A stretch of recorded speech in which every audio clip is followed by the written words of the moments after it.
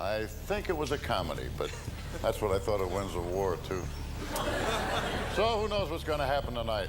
All I know for sure is in 90 minutes I go to... Robert Mitchum is a name that conjures images of rugged charm, piercing eyes, and an unmistakable cool that seemed effortless. Yet behind the tough exterior of the Hollywood icon was a life full of struggle, scandal, love, and unexpected kindness. Born in 1917 in Bridgeport, Connecticut, Mitchum entered the world under difficult circumstances.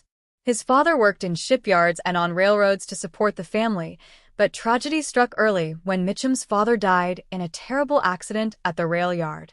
His mother, left a widow with 3 young children, remarried a former naval officer who helped raise the family while she worked at a newspaper.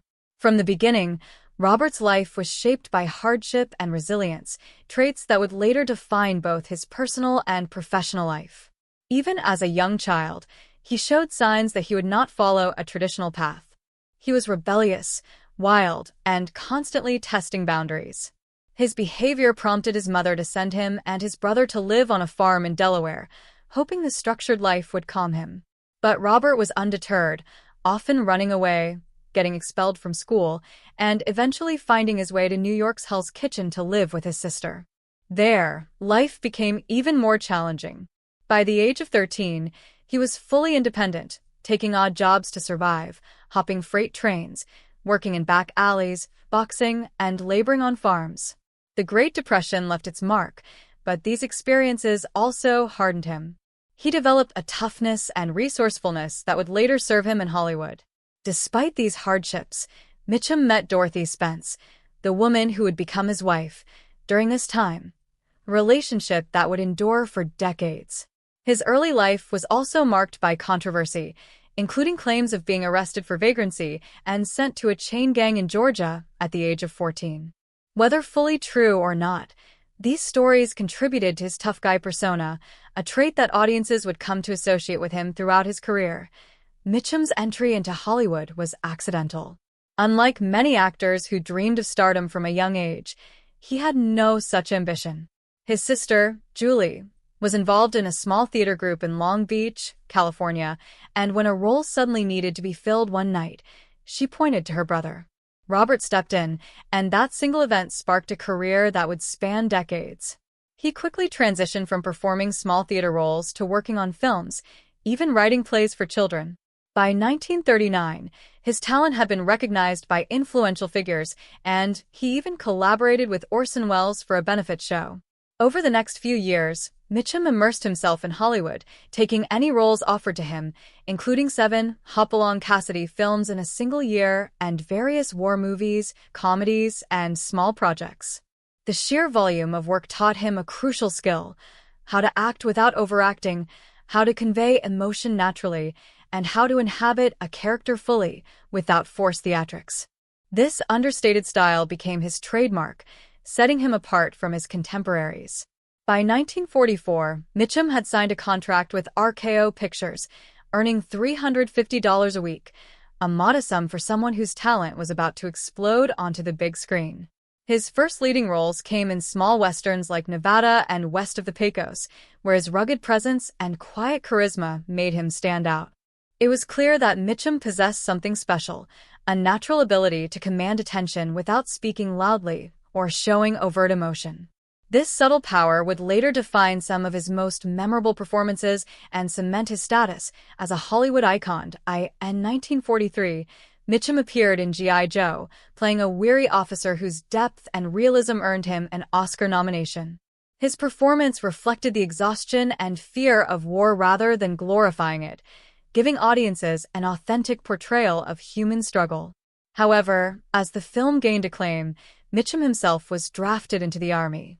He served primarily as a medic, spending his time joking with fellow soldiers, yet even military service could not dampen his rising star. When he returned to Hollywood, the industry was eager for him, and his natural toughness, combined with his understated charm, made him irresistible to casting directors. By 1947, Mitchum had solidified his reputation through films like Out of the Past and Crossfire, showing audiences a new kind of noir hero, calm, measured, but always carrying an undercurrent of danger. Critics praised him for his ability to convey a complex mix of confidence and vulnerability, creating characters that were both relatable and intriguing. It was during this period that Mitchum began to cultivate the persona that would define him, the man who had seen the world's darkness and carried it quietly, never overemphasizing emotion, yet always commanding attention. Mitchum's personal life, however, was as tumultuous as his career was successful. In 1948, he unexpectedly walked into a police trap during a marijuana investigation, resulting in a 43-day sentence at a prison farm. While headlines screamed scandal, Mitchum's cool demeanor and honesty during the ordeal only enhanced his reputation. He joked with fellow inmates, kept his wit intact, and even made light of the laborious prison work. Remarkably, his films continued to succeed despite the controversy, proving that his audience was captivated by both his on-screen talent and his real-life charisma. This period illustrated the duality of Mitchum's life.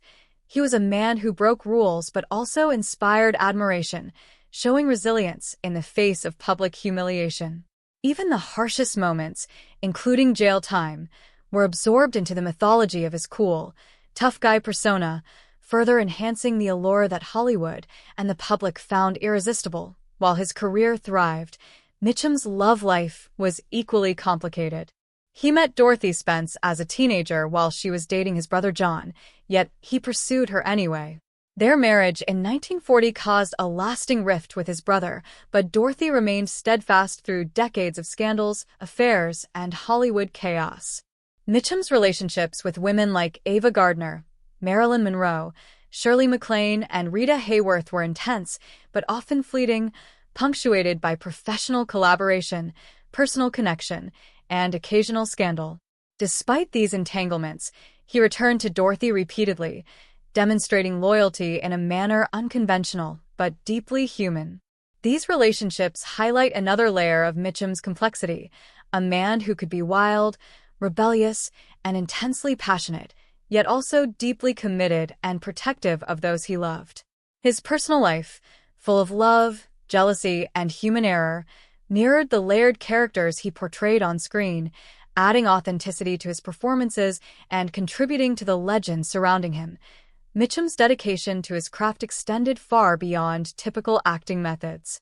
For roles like Reverend Harry Powell in Night of the Hunter and Max Cady in Cape Fear, he fully immersed himself, studying real-life criminals, practicing relentlessly, and even putting himself through physical strain to inhabit his characters. On the set of Cape Fear, he maintained a physically and emotionally demanding regimen, performing thousands of push-ups and staying in character to frighten co-stars and bring authenticity to his role. Similarly, in The Friends of Eddie Coyle, he intentionally aged himself, gained weight, slept in a car, and refused makeup, ensuring every wrinkle and shadow reflected the character's life. These immersive methods exemplify Mitchum's relentless commitment to realism, showing that for him, acting was not a job but a craft to be mastered. He did not settle for superficial portrayals. He became his characters, often blurring the lines between art and life, which is why his performances remain iconic decades later. Outside of acting, Mitchum was quietly philanthropic. Using a foundation he created under his middle name, he donated millions to hospitals, veterans, and children without seeking recognition. From building burn treatment centers to paying the rent of homeless World War II and Korean War veterans, Mitchum gave generously, often anonymously. These actions reveal a side of him rarely discussed in Hollywood lore, a man capable of compassion and generosity that contrasted sharply with his on-screen persona. While audiences admired his toughness, those close to him understood the depth of his heart, his commitment to family, and his desire to help others quietly. These stories add a new dimension to his legacy, reminding us that behind the iconic images was a man who cared deeply for the world around him. Mitchum's relationship with his children was complex, reflecting both the challenges of fatherhood and his unorthodox approach to parenting. While he rarely expressed love through words, his actions often spoke volumes. He protected his daughter Patrine fiercely, brought her to film sets to keep her close, and took risks to ensure her safety. With his sons, he was sometimes distant but attentive, guiding them through life's challenges in ways that were unconventional but impactful. His relationship with Christopher and James demonstrated the tension between fame, personal flaws, and the desire to shield children from Hollywood's harsh realities. These personal stories show a man struggling to balance his public persona with private responsibilities, revealing both flaws and virtues that humanize a Hollywood legend often idealized for his screen image alone. As Mitchum aged, he continued to reinvent himself, moving into television, exploring music, and writing poetry. He studied calypso music, met legendary musicians, and produced his own album, Calypso is Like So, in 1957. His work was serious, not a mere celebrity hobby, demonstrating his ability to adapt and explore creative expression beyond acting. Additionally, Mitchum wrote poetry for decades, some of it deeply personal, addressing themes of love, mortality, and fame. These artistic pursuits reveal a reflective and sensitive side, contrasting sharply with the rough, stoic exterior audiences typically associated with him. It is this blend of toughness, artistry, and humanity that makes Robert Mitchum a compelling figure in Hollywood history. In his final years, Mitchum faced declining health due to years of smoking and lung disease. He approached death with the same quiet determination that characterized his life, refusing invasive treatment and choosing to live and die on his own terms. Dorothy remained by his side, and family and friends gathered quietly to honor him, reflecting the understated, yet deeply connected life he led. Even in death, Mitchum's wishes for simplicity were respected, highlighting a man who valued authenticity and personal integrity above spectacle. His legacy, spanning film, music, poetry, and philanthropy, remains enduring, capturing the complexities of a life fully lived, flawed yet extraordinary, and marked by both scandal and generosity. Robert Mitchum was more than a Hollywood icon. He was a man of contradictions. Tough yet compassionate, wild yet loyal, scandalous yet generous, he embodied the complexities of life and human nature. His journey from troubled youth to celebrated actor, from rebellious star to dedicated family man and philanthropist, offers lessons on resilience, creativity, and authenticity. By exploring both his public persona and private life, we see a figure whose influence extends far beyond the silver screen. Robert Mitchum's story is a testament to the power of human complexity, a legend whose life remains as compelling as any film he ever starred in. Robert Mitchum entered the world in 1917 in Bridgeport, Connecticut, into a working-class family. His father worked in shipyards and railroads, but tragedy struck early when Mitchum's father died in a brutal accident at the rail yard. His mother, left a widow with 3 young children, remarried a former naval officer who helped raise the family while she worked at a newspaper. From a young age, Robert showed signs that he would not follow a normal path. He was wild, always testing limits, and frequently got into fights.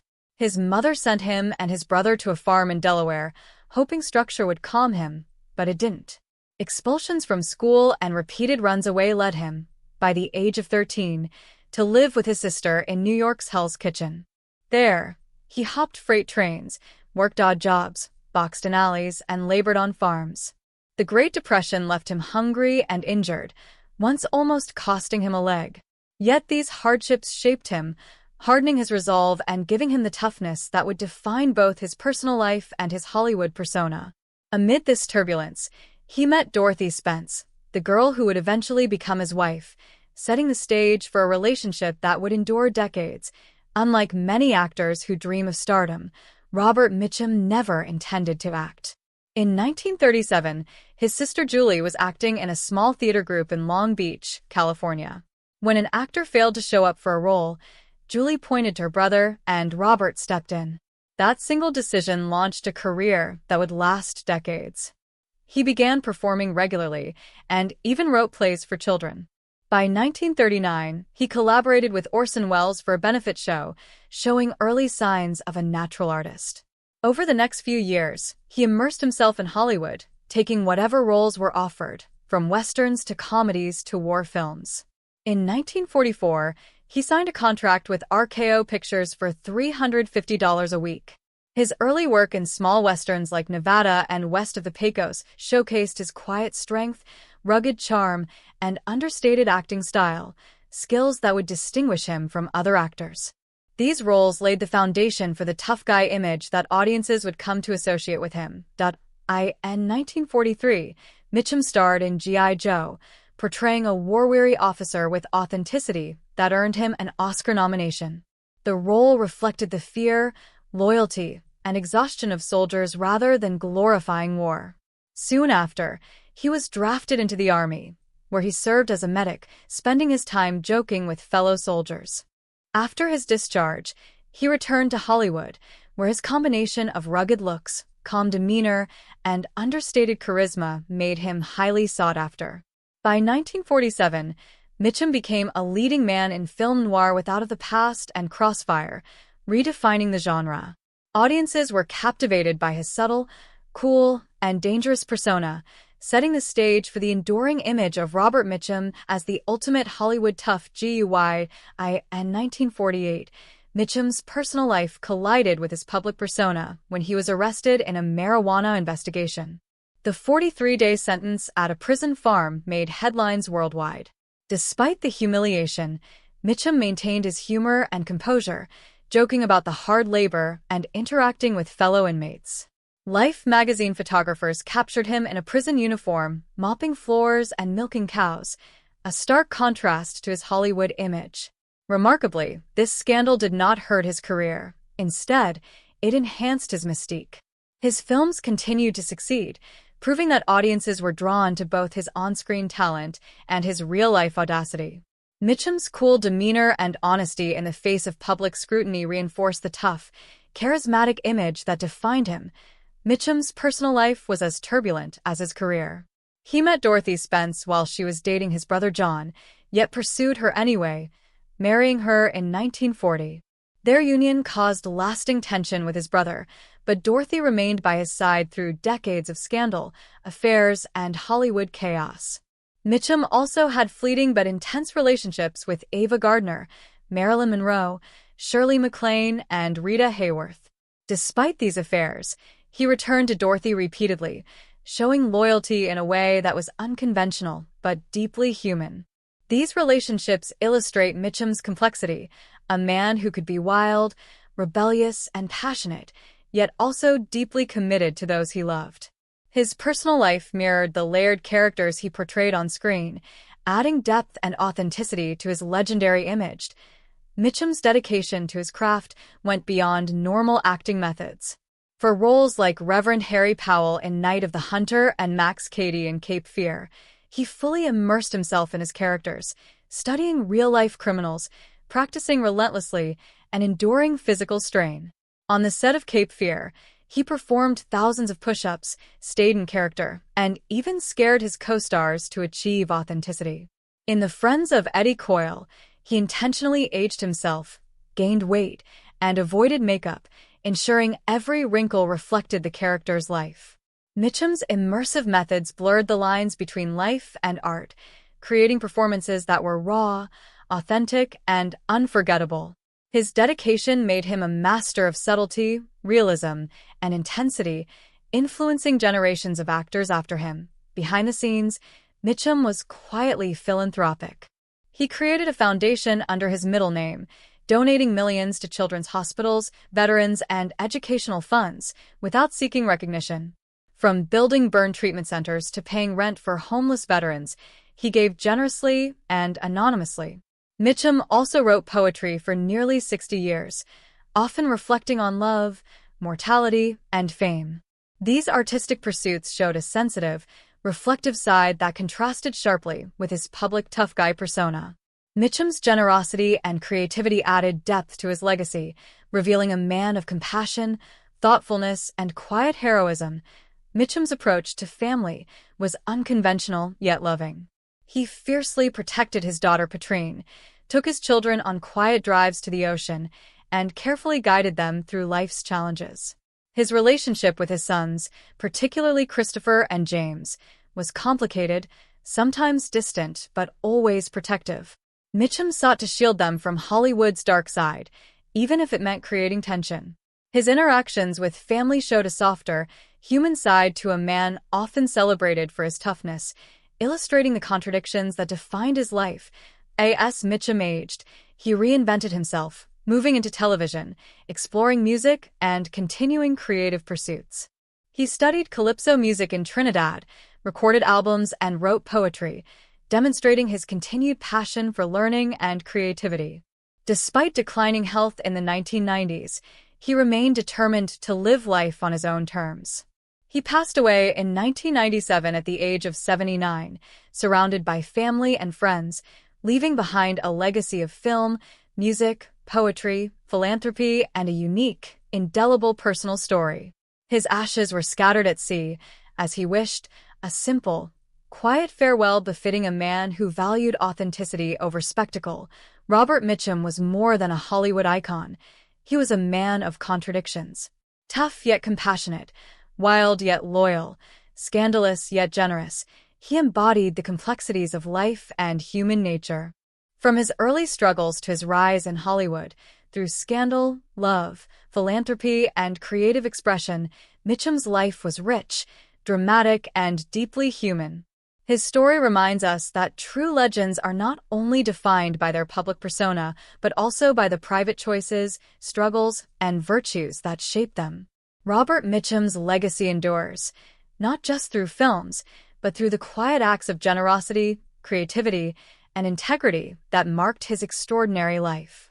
Robert Mitchum's life was a study in contrasts, a labyrinth of contradictions that made him both legendary and elusive. On the surface, he was the quintessential Hollywood tough guy, tall, rugged, with piercing eyes that could intimidate and charm in equal measure. But behind that public persona was a man of profound depth, a person whose life was shaped as much by personal tragedy and hardship as by fame and success. Growing up in Bridgeport, Connecticut, during the turbulence of the early 20th century, Mitchum experienced loss and instability from an age most children cannot comprehend.